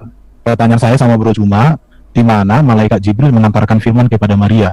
Jangan sebentar Pak Irfan, jangan Pak. Oke. Stop. Jadi gini ya. Tadi Anda mengatakan firman itu kehendak. Sebentar Pak Irfan, jangan tadi dulu, sebentar begini ya. Jadi jangan memancing sehingga Pak Erben pun akan nanti mempertanyakan tentang akidah Islam. Jadi fokus ini saatnya saya bertanya tentang akidah Anda gitu loh. Ya, makanya begini Pak Ilma, coba Anda ulangi lagi pertanyaannya. Saya tadi juga belum terlalu clear, silakan Pak. Poinnya ke arah mana? Oke, firman menurut saudara Erben kehendak, gagasan, dan keinginan Tuhan. Yang dibawa oleh Gabriel kepada Maria adalah kehendak Tuhan. Apa itu? Tuhan mau agar Maria hamil. Pertanyaan saya, apakah ketika Gabriel mengantar keinginan, menyampaikan keinginan Tuhan kepada Maria, apakah Yesus sudah ada di situ? Oke, saya jawab. Sudah Pak. Silakan Pak Erben, tadi pertanyaannya seperti itu. Anda seperti apa mau menjelaskan? Ya, silakan. Tidak ada Gabriel mengantarkan firman jadi manusia, karena Gabriel itu tugasnya menyampaikan berita bahwa Maria akan hamil. Kehamilan Maria itu bukan karena Gabriel, bukan karena ditiup sama Gabriel, bro. Tapi Gabriel itu memberitahukan, Maria kamu akan hamil. Bagaimana dia hamil? Allah menyatakan karya firman-Nya mengambil rupa manusia di situ. Itu bro, cuma Nah, itu yang diantar firman atau bukan? Nggak ada diantar di situ. Gabriel itu hanya memberikan informasi bahwa kamu akan mengandung. Bukan dikatakan di situ, Maria ini firman, aku masukkan ke dalam rahimmu. Allah suruh aku, nggak kayak gitu. Nah, artinya firman itu bukan makhluk, ya kan? Sebentar. Firman itu kehendak kan? Gini, ketika Anda melakukan interupsi terlalu cepat, itu nanti bisa menjadi bukan pertanyaan tapi semacam interrogation question. Jadi hindari itu. Biarkan lawan bicara Anda mengkonstruksi jawabannya, karena tidak mudah mengkonstruksi satu jawaban. Silakan Pak Erben. Iya, kalau kita kembalikan ke bro juga, Isa di Quran itu kan terjadi juga karya Allah dan karya kalamnya juga, bro. Jangan ke situ, Raid. Iya, memang betul. Itu karya Allah, betul. Iya, bukan Allah sendiri. Sekarang di dalam Kristen jelas bahwa Gabriel itu memberitahukan bahwa Maria akan hamil, bukan mengantarkan firman ke dalam rahimnya atau ditiupkan. Itu yang mau saya katakan. Boleh saya sanggah? Ya, saya pikir begini Pak Zuma dan Pak Erben, kita balik ke yang lain karena tadi kan premis yang ingin diuji masalah proses ya, ketika Allah mewahyukan pada Gabriel atau Jibril itu kepada Maryam dan kelahiran Yesus itu. Saya pikir justru ada kesamaan kalau yang saya catat tadi ya, dari Anda berdua saling menyetujui. Saya pikir beralih ke yang lain Pak Zuma, silakan. Apa yang ingin dibahas lagi terkait ketuhanan Yesus Kristus supaya lebih kaya akan informasi? Pertanyaan mungkin beralih yang lain Pak Zuma. Ini sudah pertanyaan lain ini Bang. Tadi kan dikatakan bahwa Yesus itu adalah firman yang menjadi manusia. Firman ini diambil dari Yohanes 1 nomor 1. Bahwa firman itu adalah Allah. Kita buktikan, apakah betul Yesus ini adalah Allah yang menjadi manusia atau firman yang menjadi manusia? Atau benar-benar janin saripati yang ada dalam tubuh Maria yang menjadi manusia? Makanya saya tanya, ketika malaikat Gabriel datang menyampaikan kehendak Tuhan, sesungguhnya engkau akan mengandung dan akan melahirkan seorang anak laki-laki dan hendaklah engkau namai dia Yesus, itu adalah kehendak Tuhan atau kehendaknya Gabriel? Jawabannya tentu kita tahu, itu kehendak Tuhan. Nah, ketika kehendak Tuhan ini disampaikan oleh Gabriel kepada Maria sang perawan, apakah Yesus sudah ada di situ? Itu pertanyaan saya. Pak Eben, jadi pertanyaannya saya ulang dari Pak Zuma ya, poinnya apakah ketika itu disampaikan, apakah Yesus sudah ada? Karena firman itu, ya nanti Pak Irwan mungkin akan mendapatkan poin, tapi moderator mencoba memberikan fase penengah ya supaya lebih nyambung. Jadi sudah diulang beberapa kali soalnya dari Pak Zuma, apakah Yesus itu hadir gitu. Apakah Anda perlu menjelaskan perbedaan antara Yesus firman, karena supaya netizen pun bisa lebih jelas gitu. Oke ya, jadi Gabriel itu kan dikatakan begini, kita lihat aja ya, jawab malaikat itu kepadanya, akulah Gabriel. Kita coba lihat Lukas ini ya, kita lihat Lukas, mana ini ayat Lukas 1. Iya, Lukas 1. Lukas 1 ayat 19. 28 seterusnya. Ya. Oke, kita baca aja supaya jadi baik. Baik. Ketika malaikat itu masuk ke rumah Maria, ia berkata, "Salam hai engkau yang dikaruniai, Tuhan menyertai engkau." Enggak ada seperti yang Bro Juma sampaikan tadi di situ. Maria terkejut mendengar perkataan itu, lalu bertanya dalam hatinya, apakah arti salam itu? Kemudian malaikat itu berkata, "Jangan takut hai Maria, sebab engkau beroleh kasih karunia di hadapan Allah. Sesungguhnya engkau akan." Artinya pada saat malaikat datang, Maria belum hamil. Maka dikatakan sesungguhnya engkau akan mengandung. Akan itu sesuatu masih apa? Akan itu berarti masa depan. Kalau Maria sudah hamil, harus dikatakan sesungguhnya engkau sudah hamil. Tapi di sini dikatakan engkau akan mengandung. Kalau Maria sudah hamil, engkau sudah hamil. Atau engkau sudah mengandung. Tapi di sini katakan engkau akan mengandung. Baru dikatakan akan melahirkan seorang anak laki-laki dan hendaklah kau menamai dia Yesus. Ya, jelas Bu. Jadi kalau ditanya apakah Maria sudah hamil ketika malaikat itu datang? Enggak. Dan malaikat Pertanyaannya, apakah Yesus sudah ada di situ? Yesus ada setelah Yesus yang manusia ya. Hakikat kemanusiaan Yesus ada ketika Maria hamil. Pada saat ini kan Maria belum hamil karena dikatakan akan mengandung. Kalau Maria sudah hamil, maka dikatakan sesungguhnya engkau sudah mengandung. Tapi di sini katakan engkau akan mengandung. Tetapi hakikat firman itu kekal. Nah, di sini sudah ada firman atau tidak ada firman? Firman kan kekal, Bro. Di dalam diri Allah kekal. Firman itu kan bukan ciptaan. Pada saat Gabriel datang, ini menyampaikan firman Tuhan atau karangan dia sendiri? Karangan siapa? Karangan Gabriel. Wah, Gabriel atau ini kehendak Tuhan? Aku rasa ini karangannya Bro Juma ini bukan karangan Gabriel lah. Gimana, Bro? Berarti yang disampaikan oleh Gabriel adalah firman Tuhan, betul? Yang disampaikan oleh Gabriel itu adalah kabar baik bahwa Maria akan mengandung. Bukan firman Tuhan. Loh, kabar baik, berita. Gabriel itu tugasnya tahu apa? Menyampaikan kabar baik, menyampaikan Jadi berita. bukan firman Tuhan yang disampaikan oleh Gabriel. Firman Tuhan dalam pengertian itu perkataan Allah, rema. Oke. Ya? Nah, apakah berkat? Saya pikir sudah jelas Ya. Pak Zuma. Oke. Saya pikir sudah jelas Pak Erban. Saya khawatir kita tidak beralih ke hal yang lebih esensi, yaitu tentang ketuhanan Yesus, Pak Zuma. Atau Anda ingin tetap berada pada hal ini kalau memang Anda anggap ini penting? Artinya gini, Bang.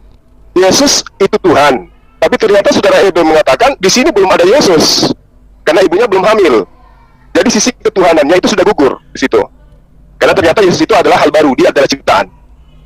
Sebenarnya Pak dalam catatan saya tadi ketika melihat Anda berdua ini tektok begitu, yang saya catat baik pertanyaan dan jawaban Pak Edwin tadi sebenarnya sudah ada statement dari beliau bahwa keilahiannya itu kekal, berada dalam diri Allah, dan kemanusiaannya itu dari yang tadi ayat ditunjukkan itu akan mengandung. Kalau saya mencoba terjemahkan membantu Anda berdua, itu artinya akan dilahirkan, akan mengandung dan akan dilahirkan, kira seperti itu kemanusiaannya. Tetapi kalau jika Pak Zuma tadi masih berkutat di situ Pak Erban, saya dari Pak Zuma nanti ada pengertian bahwa firman itu bernama Yesus, mungkin atau seperti apa ya kira, supaya kita juga yang di sini tidak berkutat terus di poin ini. Mohon diselesaikan. Jadi iman Kristen itu begini Bro Juma ya. Keilahian Yesus yang adalah firman tidak berawal, itu ada di dalam diri Allah kekal. Tetapi kemanusiaan Yesus itu berawal ketika dikandung dan dilahirkan di dalam rahim Maria. Itu kata Alkitab. Oke, di sini permasalahannya, makanya tema ini Anda angkat sebagai ketuhanan Yesus. Inilah tema intinya sebenarnya. Ketika Anda mengatakan sisi keilahian Yesus, bagaimana mungkin kemudian Anda mengatakan sisi keilahian Yesus sementara Yesus adalah manusia? Bagaimana mungkin manusia punya sisi keilahian? Yang ilahi tetap ilahi, Yesus tetap manusia, nggak bisa berubah. Coba kita lihat dalam Kolose 1 nomor 15. Dia adalah gambar Tuhan yang tidak kelihatan, yang sulung, lebih utama dari segala yang diciptakan. Kalau itu dilarikan kepada Yesus, Yesus tetap hanya ciptaan. Apakah sang Bapa ini ciptaan? Apakah Bapa ini punya sisi kemanusiaan? Coba Anda uraikan. Punya enggak pencipta langit dan bumi ini sisi kemanusiaan? Sebentar ya. Bro tadi kutip dari Kolose berapa Bro? Kolose 1 nomor 15. Oke, bentar ya. Saya cari materi saya sudah pernah gali itu. Oke, saya tunjukkan sama bro, supaya penonton teredukasi. Ya silakan Pak, Pak Erben ambil waktu Anda untuk mencari ya. Mungkin Udah. yang sambil ngopi-ngopi, Oke. yang mau pesen gorengan. Ia adalah- silakan. Ia adalah gambar Allah yang tidak kelihatan, yang sulung, lebih utama dari segala yang diciptakan. Ini beberapa bentuk terjemahan, ya. Ini Kristus adalah anak yang sulung lebih utama dari segala yang diciptakan. Ya, ini beberapa. Sekarang, ini dia adalah gambar yang tak kelihatan, dialah yang sulung antara segala yang diciptakan. Kita lihat ya, kata yang sulung oleh penganut bidat, Arianisme ditafsirkan sebagai yang pertama dari jenisnya, maksudnya Kristus merupakan makhluk pertama. Kata yang sulung dalam teks Yunani memakai kata totokos. Ini digunakan 8 kali dalam PB. Kata ini dalam bentuk ejektif maskulin singular nominatif no degree, yang dapat diartikan yang sulung, lebih tinggi, yang ada sebelum. Kata ini memang dapat diartikan demikian. Tetapi penafsiran ini tidak sesuai dengan tema surat Paulus yang menekankan keunggulan Yesus. Keutamaan Kristus yang dimaksud oleh Paulus di sini adalah Kristus yang terutama, sebab di dalam Dia, dalam kuasanya atau melalui perantaraan dirinya, tatanan ciptaan ini menjadi ada, dan tatanan tersebut ada untuk Dia. Itu yang mau ditegaskan. Jadi bukan Yesus ciptaan di sini. Firman bukan ciptaan. Ya, kita lihat lagi nih. Kata yang sulung dalam teks ini dapat dipandang dari dua sisi. Yang pertama, dari segi waktu, bahwa Ia ada sebelum segala ciptaan. Jadi, keilahian sang firman sudah ada sebelum segala ciptaan. Dari segi kedudukan, bahwa Ia diperanakan atau dilahirkan lebih dari segala ciptaan. Diperanakan atau dilahirkan di sini tidak menyatakan bahwa Yesus adalah ciptaan, tetapi menunjukkan bahwa Yesus berasal dari Allah. Maka dikatakan Yesus datang dan keluar dari Bapa. Dari dua pengertian tersebut, maka dapat diambil kesimpulan bahwa Dia, Yesus, sudah ada sebelum segala sesuatu, dan Dia adalah yang utama dari semua ciptaan. Itu artinya di situ, Yesus disebut sebagai yang sulung tidak menunjuk kepada kelahiran Yesus secara badani, melainkan kepada hubungan Yesus dengan Allah sebagai firman yang kekal di dalam diri Allah. Ini dikiaskan sebagai anak tunggal Allah yang kekal. Dengan memperhatikan arti kata prototokos, yaitu yang sulung yang lebih tinggi, yang ada sebelum, maka kata yang sulung dapat diartikan Ia yang ada sebelum segala ciptaan. Ia yang lebih tinggi dari segala ciptaan. Itu berarti bahwa Allah menciptakan segala sesuatu oleh firman yang telah ada sejak permulaan. Bahwa firman itu ada sejak permulaan. Oke? Itu sudah saya bahas ketika saya menjawab saksi-saksi Yehova. Ada 3 ayat yang sering diikuti saksi Yehova. 3-tiganya saya sudah jawab. Saya jelaskan. Oke? Iya. Oke. Silakan. Ya, jadi jelas ya bahwa kalau Anda kemudian mengatakan Yesus itu adalah firman. Tadi kita sudah melihat yang dibangkitkan ternyata bukan firman. Yang datang kepada Maria melalui perantaraan kehendak Tuhan melalui Gabriel, itu juga Yesus tidak ada di situ. Nah, lalu dalam kitab Anda sendiri jelas dikatakan bahwa Yesus itu adalah permulaan ciptaan. Kalau mau Anda larikan kepada firman, itu tidak kena. Kenapa? Di dalam Yesaya 55 nomor 11 pun dikatakan bahwa segala firman yang terlontar dari mulutku, apa yang keluar dari mulutku tidak akan kembali kepadaku dengan sia-sia. Sebelum yang kuinginkan itu terjadi sesuai dengan yang ku mau. Itu adalah indikasi firman. Nah, sementara Yesus tidak terlontar dari mulut Tuhan. Terlontar dari rahim manusia, iya. Itu yang saudara harus pahami di sini. Mohon maaf. Lalu kemudian, coba Anda uraikan kepada saya di dalam Roma 1 nomor 3, di situ di dalam bahasa original teksnya dikatakan Yesus itu berasal daripada sperma Daud. Artinya bahwa tadi kita sudah sepakat Yesus tidak ada pada saat Gabriel datang. Nanti dia ada setelah dia dihamilkan. Berarti tidak salah yang diterangkan oleh Roma 1 nomor 3 dalam bahasa Greek bahwa Yesus itu memang berasal daripada spermatos. Oke, sudah bisa dijawab. Iya, silakan. Maria itu kan keturunan Daud. Ya. Jadi itu menegaskan bahwa dia memang memiliki silsilah dari Daud. Itu jelas. Dia kan keturunan Yehuda. Maria. Baru Yusuf pun itu kan Yehuda. Jadi itu sebenarnya tidak ada masalah dengan apa yang Bro sampaikan tadi di situ. Tetapi saya mau tegaskan sama Bro ya begini. Ketuhanan Yesus itu berbicara tentang kemesiasan Yesus. Berbicara Mesias itu artinya yang diurapi. Yang diurapi itu menunjuk jabatan dia raja, dia nabi, dia imam, bahkan dia hakim yang adil. Jadi itu otoritas kepenguasaan Yesus yang diberikan oleh Bapa. Itulah ketuhanan Yesus. Maka iman Kristen, Tuhan dengan Allah, dua kata yang berbeda. Ini Bro, nanti akan saya tanya sama Bro, saya akan cross check apa yang bro nyatakan dari tadi. Dan nanti saya minta ada waktu untuk bro mempertanggungjawabkan pernyataannya bro. Nanti akan saya cross check ini. Siapkanlah dirimu. Ya, Ya. silakan aja Anda buka, ya, buka aja original teks kitab Anda, Roma 1 nomor 3. Di situ dikatakan Yesus itu spermatos dari Daud itu sendiri. Artinya diterangkan di dalam kitab Anda, Yesus itu berasal dari sperma Daud. Kan begitu.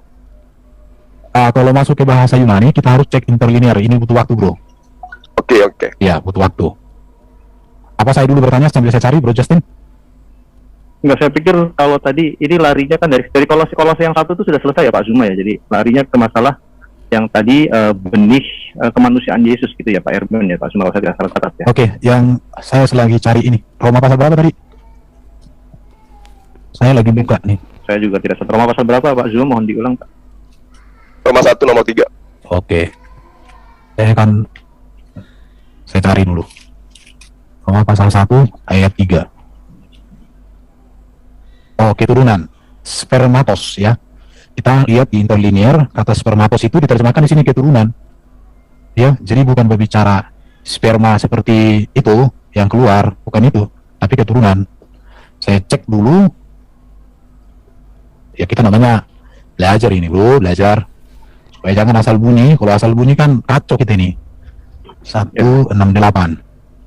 Oke, sperma.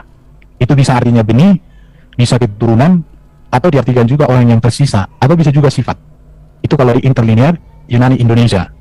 Bisa dilihat itu di kamus interlinear Yunani Indonesia halaman 714. Jadi bukan sperma dalam pengertian itu yang keluar dari barang itu, bukan begitu.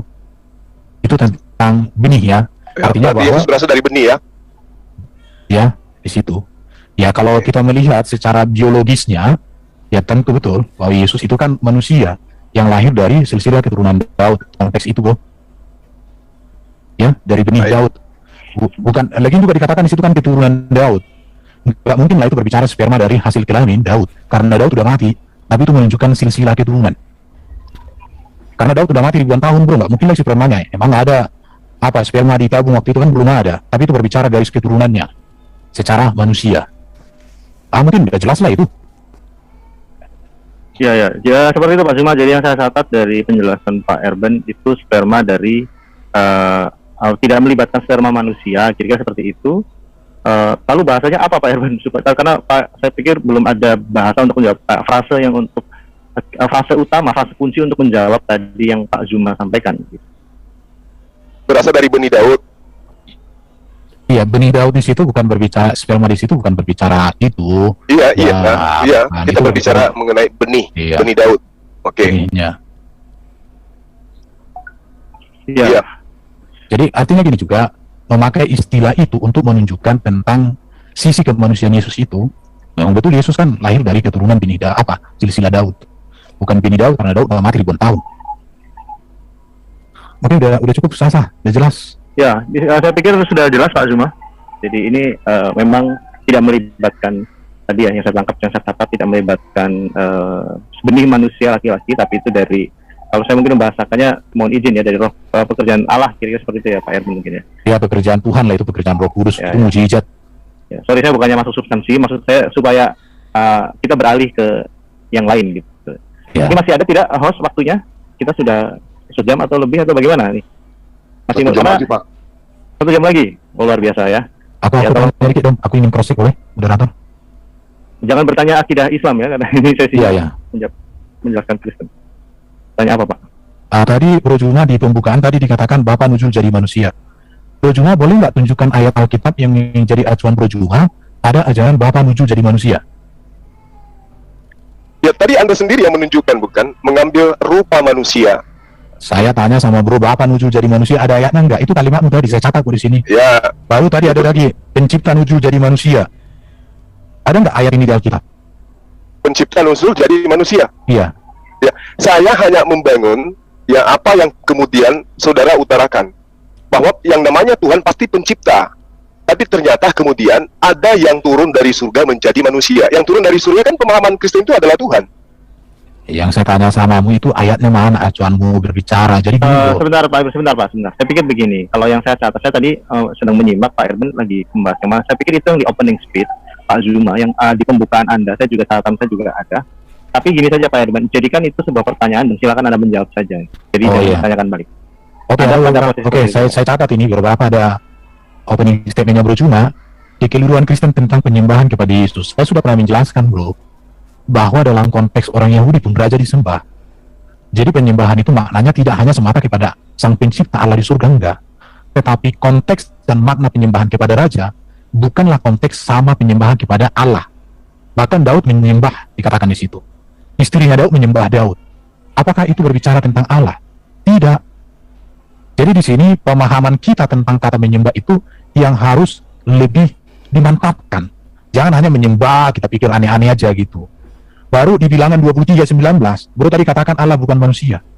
Tidak ada di dalam ajaran Kristen mengatakan bahwa manusia Allah. Gak ada. Justru ayat ini kami telan bulat-bulat. Yesus yang manusia itu adalah firman-Nya Allah yang inkarnasi, yang mengambil rupa manusia. Baru tadi kalau Bapa lebih besar daripada Yesus, saya sudah jelaskan. Sudah jelas ya. Bapa lebih besar dari persetujuannya, saya sudah jelaskan tadi. Baru kalau ini Yesus diberi kuasa, itu jelas. Makanya kami orang Kristen percaya bahwa Yesus juru selamat satu-satunya. Karena hanya kepada Yesuslah diberikan kuasa untuk mengampuni dosa, kuasa menjadi hakim, kuasa untuk menang atas iblis, atas dosa, atas maut. Itu jelas. Tidak ada orang Kristen yang menentang hal itu. Gitu ya. Baru dikatakan orang Kristen itu harus meminta kepada Allah. Memang kami meminta berdoa kepada Allah. Melalui perantaraan Yesus tidak masalah, iya. Justru karena Yesuslah menjadi pengantaran itu, maka kami doanya pasti. Kenapa? Sedikit saya kasih tahu sama bro. Dosa membawa manusia berpisah dari Allah.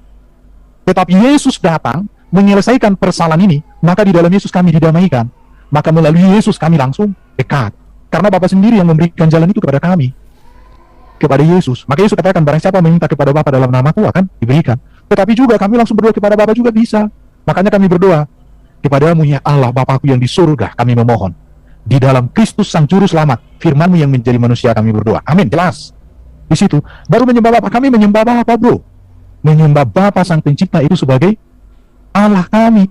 Tapi kami menyembah Yesus sebagai Mesias, Kristus kami. Karena dia adalah Tuhan dalam pengertian kurios, penguasa Mesias. Bukan bahwa kami ketika menyembah Yesus, dialah Bapa itu sendiri. Orang yang mengatakan Yesus adalah Bapa itu sendiri, itu pemahaman yang keliru bro. Itu keliru bro. Di situ ya. Jadi kami tidak mengatakan bahwa Yesus itu Bapa, nggak ada bro ya. Baru di sini dikatakan Yesus menyembah kepada dirinya. Saya mau tanya sama bro, Yesus ada nggak? Dia mengatakan menyembah kepada dirinya, nggak ada. Yesus menyembah kepada Bapa. Dan kami juga menyembah kepada Bapa. Dan kami sembah Yesus sebagai Mesias kami, sebagai Kristus kami. Bukan bahwa Yesus itu langsung jadi Bapa itu sendiri. Ini kekeliruan yang terjadi selama ini, sehingga kita menyampaikan sesuatu, tapi senjata kita ini moncongnya entah ke mana. Berarti sembahan Anda ada berapa sembahan Anda? Berarti bro nggak memahami tadi konteks arti kata menyembah yang saya jelaskan. Iya, saya tanya kepada Anda. Saya pikir begini Pak Suma, jangan ada pertanyaan seperti itu, karena justru itu menjadi muara polemik. Pertanyaan ada berapa sembahan. Jadi tadi Pak Erben sudah menjelaskan konteks penyembahan. Saya tegaskan dan saya catat atau penyembahan kepada Yesus dalam batasan ya ke kemesiasannya ya Pak Erben ya, kalau tidak salah saya catat seperti itu. Jadi saya pikir tidak ada lagi nanti akan menjadi logical fallacy ketika Anda menanyakan ada berapa sembahan. Saya pikir masalah penyembahan ini sudah jelas oleh Pak Erben. Apakah Pak Zuma ingin beralih ke yang lain, Pak? Atau kalau ingin menanggapi silakan. Masalahnya gini, Bang. Di dalam 2 Raja-Raja 17:36, Yesaya 66:23, ya, Tuhan yang benar itu memang mengajarkan menyembah hanya kepada dirinya. Nah, sekarang Anda juga menyembah kepada Yesus, menyembah juga kepada Bapa. Nggak, Pak Zuma, sorry saya potong, Pak. Saya ulangi lagi. Pak Erben sudah menegaskan penyembahan kepada Yesus. Tadi Pak Erben saya catat dalam batasan kemesiasannya. Dan penyembahan kepada Bapa, ya kalau saya mencoba untuk menjembatkan ini tentu kepada apa Pak Erwin, frase yang Anda ingin sampaikan.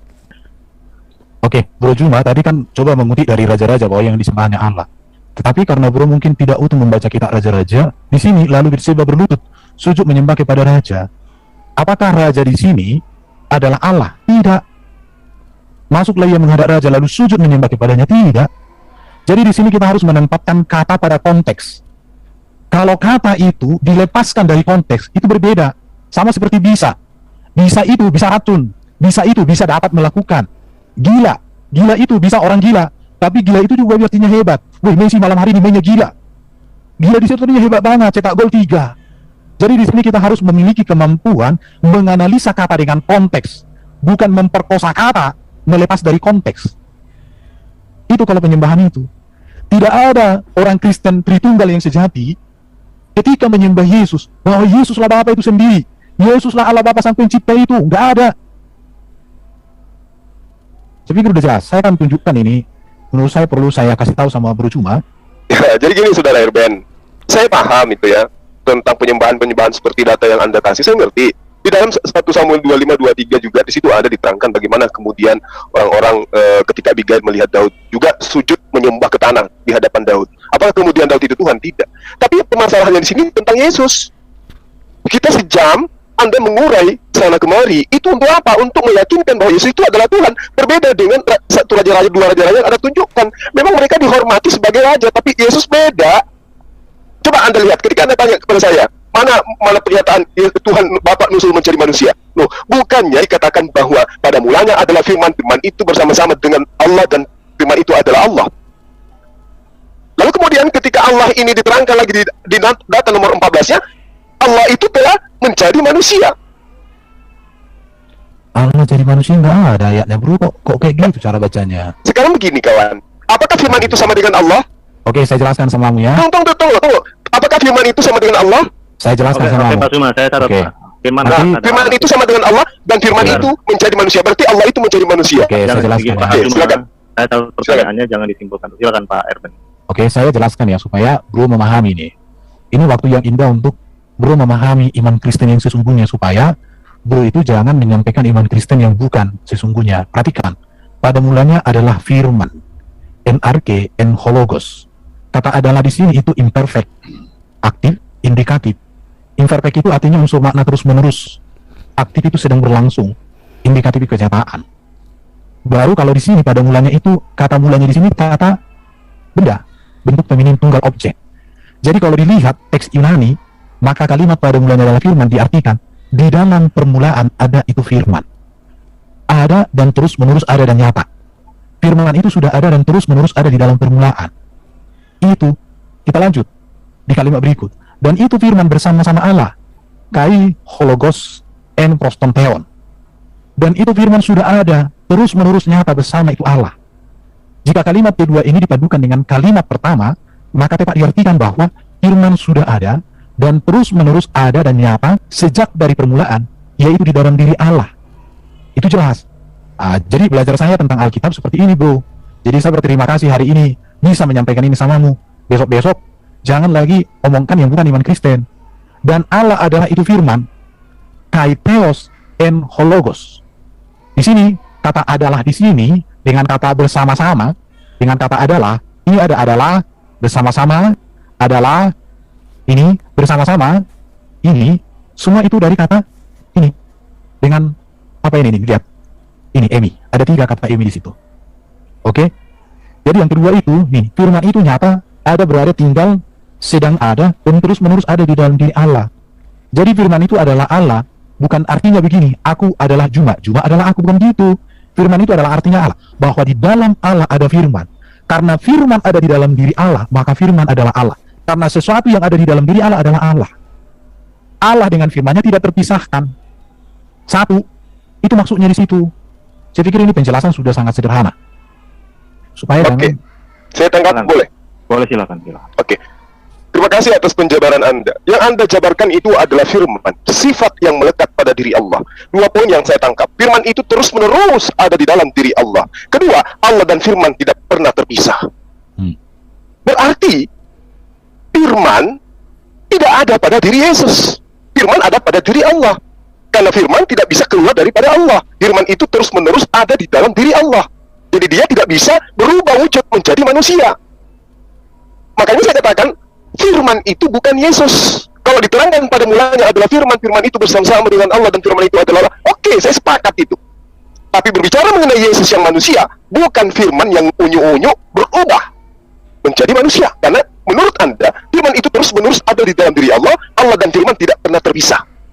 Tapi kalau Anda kemudian mengatakan firman menjadi manusia, ya, firman itu telah menjadi manusia, berarti firman sudah berpisah dengan Allah. Karena Allah tidak ada sisi kemanusiaan pada dirinya. Sementara Anda menerangkan firman itu terus-menerus ada di dalam diri Allah.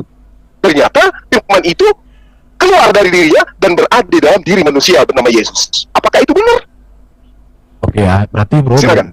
belum nangkap yang saya jelaskan. Saya bahasanya sangat sederhana. Yang tadi yang saya jelaskan itu kan tentang posisi firman di dalam diri Allah. Sekarang saya masuk ke ayat 14. Firman itu yang ada di dalam diri Allah itu menjadi manusia, mengambil rupa manusia melalui kelahiran dari rahim perawan Maria. Saya kasih gambaran tadi sama bro. Ketika Allahnya bro menyampaikan firman melalui Jibril, ditulis dalam kitab Quran, maka Quran itu dipandang sebagai firman Allah. Apakah Allah bro kehilangan firman? Kan tidak juga bro. Itu hanya sebuah paralelisme aja sih, supaya agak bisa berpikir. Saudara Tetapi Erwin, mohon sebentar. maaf, moderator. Sebentar Ya. Pak, ya salah boleh lah. Yang penting paralelismenya jangan terlalu berlebihan. Tapi nanti silakan diklarifikasi oleh Pak. Berarti kan ya, oke. Jadi firman itu, firman yang tidak terlihat mengambil rupa manusia supaya terlihat melalui perantaraan rahim perawan Maria. Jadi yang transenden menjadi imanen. Nah itu tadi bahasanya sudah jelas sebenarnya tadi. Dari awal ini kembali ke belakang-belakang. Jadi yang saya jelaskan tadi itu ayat 1 sampai dengan ayat 2.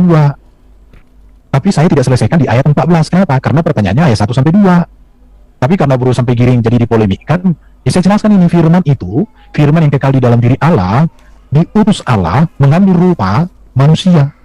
Namanya Yesus. Yesus yang manusia itu diberikan Allah, Bapa itu kuasa. Kuasa mengampuni dosa, kuasa mendamaikan, kuasa menyelamatkan, kuasa menang atas iblis. Dan itu dibuktikan Yesus.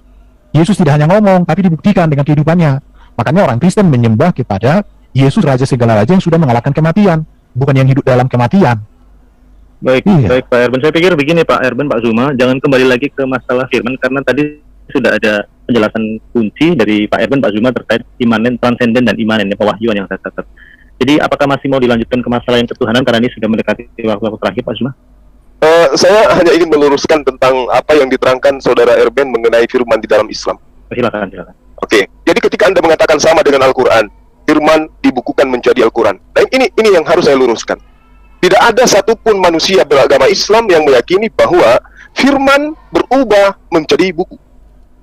Tapi yang ada adalah firman yang diwahyukan dibukukan dalam sebuah lembaran kertas, kemudian disatukan menjadilah sebuah kitab. Dan kitab itu bukan Tuhan yang nyusul, bukan Tuhan yang ngambil rupa kertas atau rupa buku.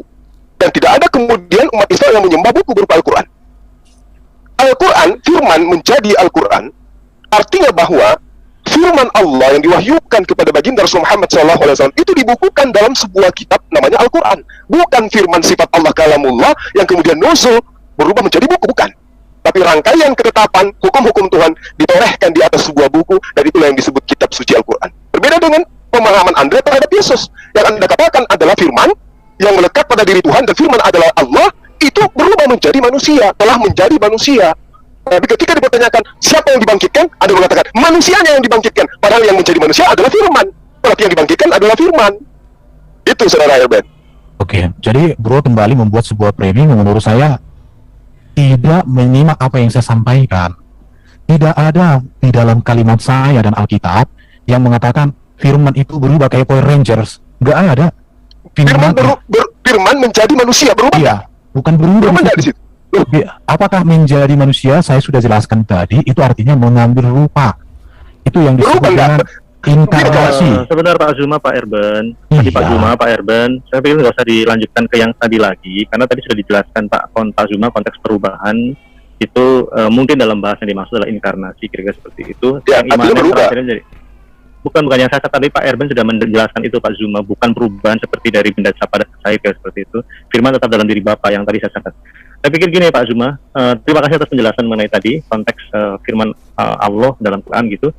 Apakah ada pertanyaan lain Pak? Karena waktunya sudah semakin singkat. Kalau tidak kita langsung ke closing statement supaya tidak terlalu panjang juga sesi ini. Dan Ya, artinya gini Bang, mau sampai kapanpun, intinya saudara Erben akan tetap saja tidak mampu membuktikan bahwa Yesus. jangan ada kata-kata itu. Oke, Saya oke. pikir gini. Jadi gini Pak Baik. Zuma, saya pikir Pak Kores mau izin kita untuk langsung closing statement. Silakan diawali dari Pak Zuma dulu, nanti Enggak. ditutup Pak Erben, salah kasih sejati duluan. tadi yang duluan siapa ya? Saya Dibalik dulu tadi. Depan. Oh iya, berarti Ya. dibalik sekarang yang duluan adalah Pak Zuma, diakhiri oleh Pak Enggak. Erben. Kasih sejati duluan. Oh, kau yang ngeras Kores. Nah, ini closing statement harus netral ya. Nanti saya akan tegur Netral dong jika Kores. closing statement itu saling menyerang atau Ini tidak. siapa Kang Kilang Minyak lagi ngomong-ngomong? Sebentar ya, ini mau Coba dulu saya kira. Yuk lanjut. Bentar dulu, yang lain di-mute dulu, Pak Polres. Closing statement biasanya setiap kali sama moderator itu bergantian. Yang tadi di awal itu opening duluan, nanti closing baru terakhir. Sebaliknya seperti itu. Dan harus closing statement jangan dimanfaatkan untuk memberikan serangan yang tidak bisa di counter. Jadi tidak boleh. Closing statement harus justru memberikan apresiasi terhadap apa yang sudah lawan diskusinya itu sampaikan, bukan untuk menambahkan framing-framing baru, premis-premis baru, apalagi kesimpulan yang tidak bertanggung jawab. Jadi silakan. Oke, bisa dipegang ya. Bisa, tenang, Bro. Oke. Silakan closing statement dari yang tadi sebelumnya yang mengawali adalah Pak Erwin, sekarang dari Pak Zuma. Silakan Pak Zuma. Baik, terima kasih atas kesempatan yang diberikan kepada saya. Jadi, terima kasih Saudara Erben telah mengangkat tema ini yang pada intinya bahwa kata Tuhan yang dinobatkan kepada Yesus itu kita sudah urai, dan saudara pun mengakui bahwa Tuhan dalam arti bahwa Yesus ini tidak setara dengan Sang Bapa, Sang Pencipta dan seterusnya. Itu poinnya di situ. Lalu kemudian ketika saya mengatakan bahwa Anda menyembah Yesus, sementara di dalam 2 Raja-Raja 17:36, Yesaya 66:23 yang harusnya disembah dalam perspektif Tuhan pencipta langit dan bumi itu hanya Allah saja yang sahabat mungkin sebut dengan sebutan Bapa. Dan lagi-lagi saudara mengatakan bahwa penyembahan terhadap Yesus itu sama ketika penyembahan terhadap Daud, penyembahan terhadap Musa dan seterusnya. Artinya bahwa salahlah orang-orang yang menganggap Yesus itu adalah Sang Bapa itu sendiri yang muncul menjadi manusia, karena ternyata Tuhan yang Anda maksud ini adalah sebagai kurios, sebagai Tuhan yang diberi kuasa oleh Tuhan di atas muka bumi ini. Artinya dari saya mengambil poin yang sangat bermanfaat dari paparan saudara yang berdata dan berdalil bahwa Yesus kedudukannya tidaklah lebih besar dari Sang Pengutus. Posisinya hanyalah utusan. Dia adalah manusia yang kemudian Anda katakan memiliki dua natur. Satunya adalah natur manusia, satunya adalah natur keilahian. Sangat disayangkan kalau saya sendiri mengatakan bahwa pada sisi Bapa itu tidak ada sisi kemanusiaan. Hanya Yesus yang memiliki sisi kemanusiaan dan memiliki sisi keilahian. Sementara sisi keilahian yang Anda maksud itu adalah pekerjaan-pekerjaan yang dilakukan Yesus, seperti membangkitkan, lalu kemudian mengatakan dosamu telah diampuni, itu adalah pekerjaan-pekerjaan diperintahkan oleh Tuhannya untuk ia lakukan di tengah-tengah Bani Israel. Jadi sisi keilahian yang dimaksud Yesus itu adalah sisi mujizat yang diberikan Tuhannya kepada Yesus. Jadi tidak ada kemudian hal yang bisa Anda utarakan menurut penilaian saya yang bisa mengangkat posisi Yesus sebagai oknum yang senantiasa menyembah taat kepada Tuhan, berubah menjadi Tuhan itu sendiri. Saya kira begitu, sahabat Erben. Terima kasih atas kesempatan yang diberikan untuk kita membahas tema ini. Ya, mudah-mudahan Anda panjang umur, sehat selalu, dan bahagia bersama dengan keluarga. Moderator, terima kasih, Anda sangat luar biasa. Terima kasih, Pak. Pak Zuma, terima kasih atas closing statement-nya. Silakan Pak Erben mengefektifkan waktu. Closing statement 2-3 menit, jangan terlalu lama pada poinnya, dan apresiasi kepada pihak bukan lawan ya, tapi partner dialog gitu. Terima kasih. Silakan Pak Erben. Oke, terima kasih Bro Zuma. Diskusinya sangat hot, indah, mantap. Kayak gini lah yang mantap. Terima kasih Bro Edo ya. Jadi Bro Zuma, saya mau tegaskan sama semua orang, ketuhanan Yesus itu berbicara ke penguasaan Yesus sebagai Mesias, sebagai Kristus. Dia adalah Raja, dia adalah Nabi, dia adalah Imam, dia Hakim yang adil. Maka kekristenan tidak memahami bahwa Tuhan Yesus artinya bahwa Yesus Bapa sendiri, atau Yesus adalah Bapa di surga yang jadi manusia. Bukan. Kalau ada orang yang menganggap bahwa Yesus adalah Bapa di surga sendiri jadi manusia, itu jauh dari yang namanya ajaran Tritunggal Kristen sejati. Dan iman Kristen itu berpusat kepada ketuhanan Yesus yang berasal dari Allah Bapa di surga. Di situ. Jadi ini yang selama ini banyak orang salah memahami tentang beda kata Tuhan dan Allah. Tidak bisa membedakan antara sifat keilahian Yesus yang kekal di dalam diri Allah dengan sifat kemanusiaan Yesus yang baru ada setelah dilahirkan atau ada di dalam rahim perawan Maria. Dan saya mau katakan sama bro, kalau ada orang mengatakan Yesus adalah Bapa itu sendiri, itu sudah diputuskan oleh bapak-bapak gereja, itu keliru ya. Orang mengatakan bidat, tapi kalau orang lagi emosi katakan bodat, ya udahlah urusan berikut lah itu ya kan. Jadi di sini kemanusiaan Yesus itu memang berasal dari rahim Maria. Maka karena itu Yesus mengatakan dia lebih kecil dari Bapa kemanusiaannya. Tetapi keilahian Yesus sebagai firman itu kekal di dalam diri Allah. Ini yang perlu saya tegaskan kepada kita. Jadi bagi kami kemesiasan Kristus itu menegaskan ketuhanan Yesus, bahwa dia berkuasa. Dan karena itulah maka di dalam kekristenan tidak ada keraguan bahwa Yesus inilah juru selamat. Tidak ada keraguan bahwa Yesus inilah yang bisa membawa kita ke surga. Tidak ada keraguan bahwa Yesus inilah yang bisa memimpin kita menang atas dosa, atas iblis, atas maut. Karena kepenguasaan Bapa. Bapa nyatakan melalui Yesus, di mana Sang Firman yang inkarnasi jadi manusia yang bernama Yesus itu. Inilah indahnya kalau orang mengenal Yesus dengan benar berdasarkan Alkitab. Bukan berdasarkan orang-orang yang mantan pernah baca Alkitab tapi nggak utuh.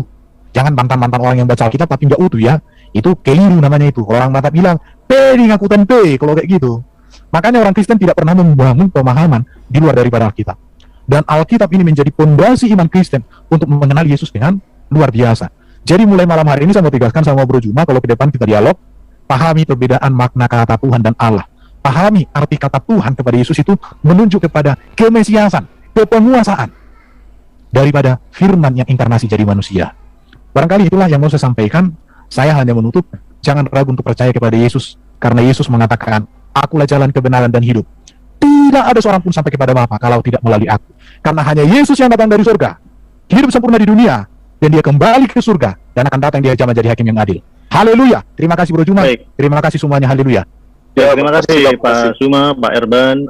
Ya, Kan sama-sama. dari host untuk memberikan closing statement sedikit, menyampaikan apresiasi kepada host, kepada tuan rumah, dan juga kepada channel-channel Muslim maupun channel-channel YouTube Kristen, para apologet, Zoom MNCI netizen. jangan lupa.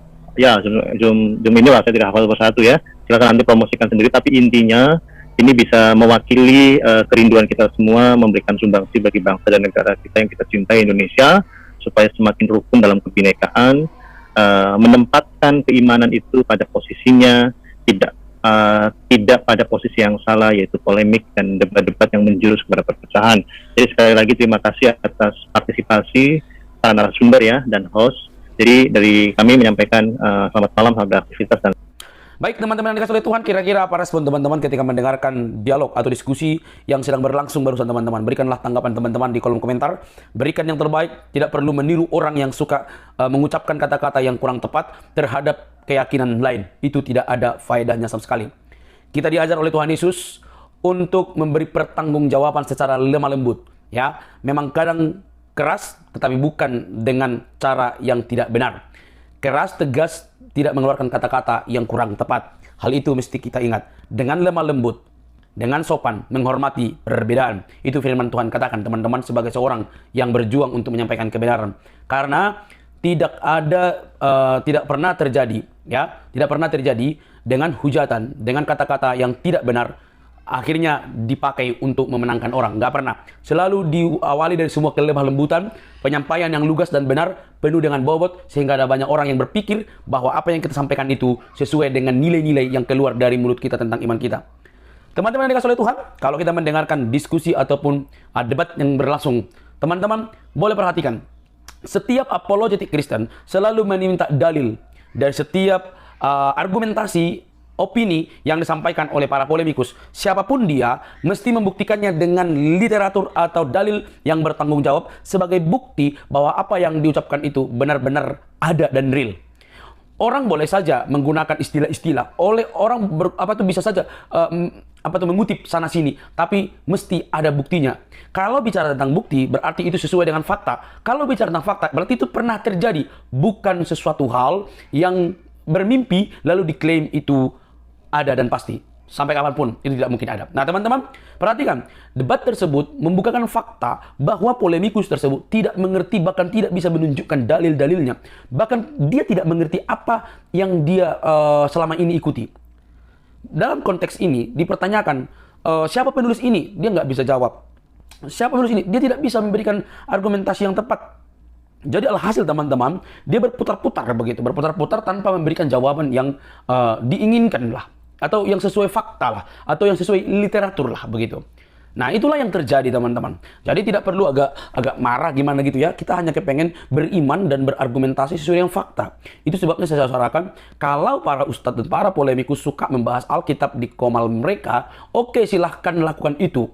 Tetapi izinkanlah para apologetik Kristen untuk melakukan yang sama tanpa ada sikap baper yang akhirnya melaporkan dengan dugaan-dugaan yang kurang tepat, bahkan hal-hal yang terjadi barusan ini.